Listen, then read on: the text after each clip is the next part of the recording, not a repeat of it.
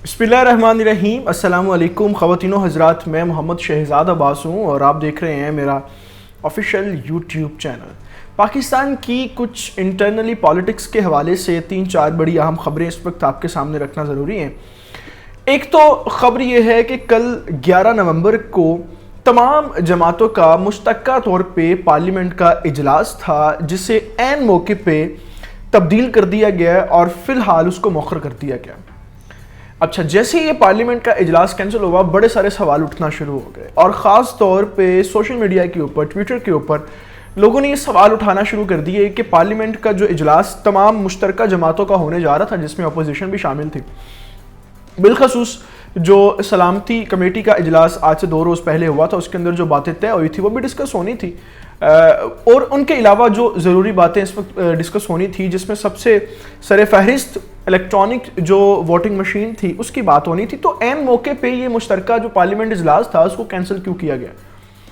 अब ये national level पे भी बहुत बड़ी खबर है और इस खबर को जो क्लैरिफिकेशन है इसकी वो करने के बाद, इसकी क्लासिफिकेशन करने के बाद शायद ये लगने लगा है कि पीटीआई की अपनी जमात जो है वो अंदर से बढ़ चुकी है। ये तफसील आपके सामने मैं रखता हूँ। इसके अलावा 2-3 खबरें और हैं जो इस वक्त पाकिस्तान की नेशनल पॉलिटिक्स के हवाले से आपको बताने हैं। एक खबर तो ये जो मैंने आपको दी, इसी से मुंसलिक दूसरी खबर ये है कि अभी मैंने आपको याद है एक वीडियो रिकॉर्ड की थी सुबह, उसके ऊपर मैंने डिटेल में बात की कि prime minister of Pakistan Imran Khan जो थे वो जस्टिस गुलजार की अदालत में आज पेश हुए और एपीएस का जो सानहा था उसके ऊपर उन्होंने जवाबात दिए और जस्टिस गुलजार ने उसके ऊपर बात भी की। बड़ी तफसीली तौर पे मैंने इसके ऊपर जो है वो बात की। एक तो खबर ये है कि क्या वज़ीर आज़म आज अदालत गए थे, उसके बाद वो किस तरह की मुश्किलात का शिकार हुए हैं कि उन्होंने पार्लियामेंट का इजलास जो है वो मौखर कर दिया। दूसरी बात जो इसके साथ जुड़ी हुई है, जिसके ऊपर क्यासराइयाँ की जा रही, असल में हकीकत क्या है वो मैं आपको बताता हूँ। क्यासराइयाँ आपको पहले बता देता हूँ कि बातें निकल क्या रही हैं, बातें सामने क्या आ रही, क्योंकि वो भी देखना बड़ा ज़रूरी होता है। दूसरी बात सामने ये आ रही है कि परसों जो कौमी सलामती कमेटी का इजलास हुआ था, जिसमें शहबाज शरीफ भी शामिल थे, और ये खबर आ रही थी, ये बात हो रही थी कि अपोजिशन के लीडर को जो है वो मुतमईन कर लिया गया और उनको अपनी क़यादत के साथ बिठा के और आर्मी के साथ बिठा के जो है वो इस बात के ऊपर मुत्तफ़िका तौर पे जो है वो फैसला लिया गया है कि पाकिस्तान टीटीपी के हवाले से जो भी फैसले करेगा उसमें जो है वो रियासत का फ़ायदा ही होगा। तो खबर ये आ रही थी कि अपोजिशन लीडर को जो है वो मुतमईन कर लिया गया। लेकिन जैसे ही ये पार्लियामेंट का इजलास जो कल होना था इसको कैंसिल किया गया, तो अब ये दूसरी खबर क्यासरा ये की जा रही है कि शायद शहबाज शरीफ के साथ इनके मामलात जो हैं वो मुत्तफ़ाक़ा तौर पर मुतमईन तरीके से जो है वो हल नहीं हो सके। अच्छा, अब आते हैं कि बेसिकली बात है क्या। एक खबर तो ये है कि पीटीआई की जमात के अंदर जो है वो 2 से 3 मुख्तलिफ ग्रुप्स इस वक्त बन चुके हैं इलेक्ट्रॉनिक वोटिंग मशीन के हवाले से। इलेक्ट्रॉनिक वोटिंग मशीन के हवाले से जो है वो पिछले 6 से 7 महीनों से लेके बातचीत हो रही थी, मुख्तलिफ चीज़ें हो रही थी, और पीटीआई की गवर्नमेंट जो है वो इसको खुद बजाते इमरान खान साहब जो है वो बड़ी कोशिश कर रहे हैं कि ये मशीन जो है वो लग जाए और इसी तरीके से जो है वो आइंदा इलेक्शंस करवाए जाएं ताकि धांधली जो है उसको कम से कम किया जाए। पर पीटीआई की जमात के अंदर ही कुछ लोग ऐसे मौजूद हैं जिन्होंने एक ग्रोह ऐसा है जिसका ये कहना है कि इस मशीन के हवाले से तमाम मुल्क के अंदर रेफरेंडम करवाना चाहिए और रेफरेंडम का जो भी रिजल्ट आए, जो भी उसका नतीजा हो, उसे हुस्न सलूक के साथ आप एक्सेप्ट करें। एक ग्रोह पीटीआई के अंदर ही ऐसा है जिसने ये कहा था कि हम इसके ऊपर बिल पेश करते हैं और देखते हैं कि पार्लियामेंट के अंदर और सेनेट के अंदर इसके ऊपर कितनी वोटिंग होती है। फिर एक ग्रोह ऐसा भी है जिसने बिल्कुल इसकी जो है ना वो कहा था कि नहीं, इसको नहीं होना चाहिए, मतलब उसको बिल्कुल मुकम्मल तौर पे इसका बाइकआउट करने का ऐलान किया। फिर अगर दूसरी जमातों की बात करें तो उसमें मुस्लिम लीग काफ और एमक्यूएम ने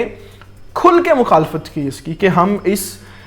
मशीन को जो है वो नहीं समझते कि ये पाकिस्तान के इलेक्शंस के अंदर कोई मस्बत किरदार अदा कर सकता। अब चूंकि आज 2 बड़े वाक़यात जो हैं वो जुड़े हैं इस खबर के साथ, इसीलिए जो है वो ये जो कल का इजलास था उसको मुलतवी किया गया। एक तो ये कि पीटीआई की जो अंदर से बातें निकल रही हैं वो भी इतनी वाज़ेह तौर पे,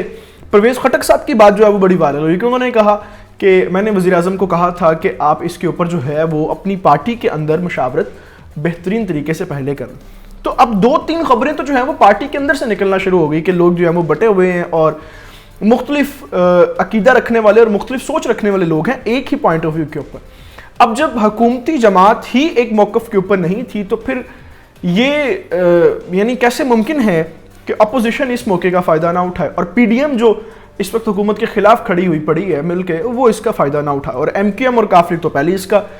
بائیکاٹ کر چکے تھے. پھر آج ہی کے دن جو 2 بڑی خبریں اس کے ساتھ جڑ گئی, یعنی وزیر اعظم خود جو ہے وہ عدالت گئے اے پی ایس کے اوپر, انہوں نے ان کو بات کرنی پڑی, ان کو جواب دینا پڑا.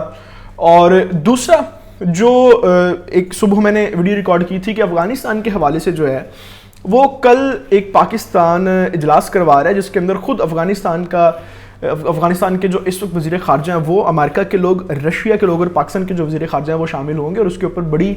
تفصیلی طور پہ گفتگو ہونے والی ہے. اور شاید یہ کہا جا رہا ہے کہ جو انڈیا کا انہوں نے بائیکاٹ کرے, ان کے اجلاس کا بائیکاٹ کیا اور اپنا جو اجلاس یہاں پہ کر رہے ہیں, شاید یہ خطے کے اندر فائنل راؤنڈ جو ہے وہ کھیلنے کی تیاری کی جا رہی ہے. تو یہ دوسری خبر ہے. پہلی خبر کہ پی ٹی آئی کے اپنے لوگ جو ہیں وہ اس کے اوپر راضی نہیں ہیں, اور جو شہباز شریف ہیں ان کے ساتھ نہ جانے ان کی کیا بات طے پائی تھی.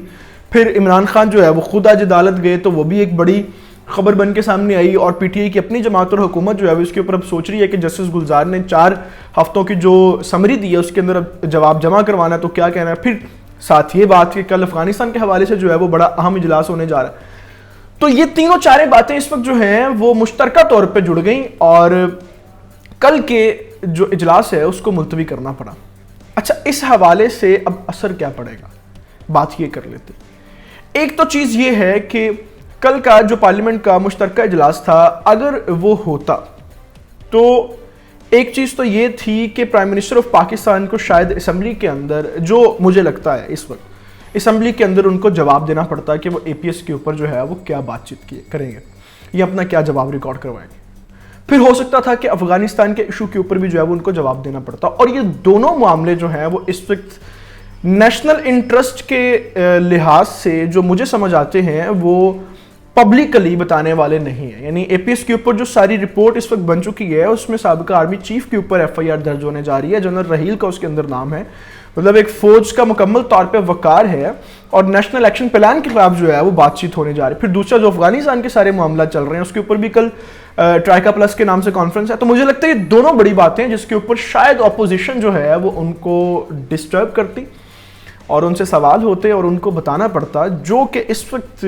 نیشنل انٹرسٹ میں میرے حساب سے ٹھیک نہیں تھے.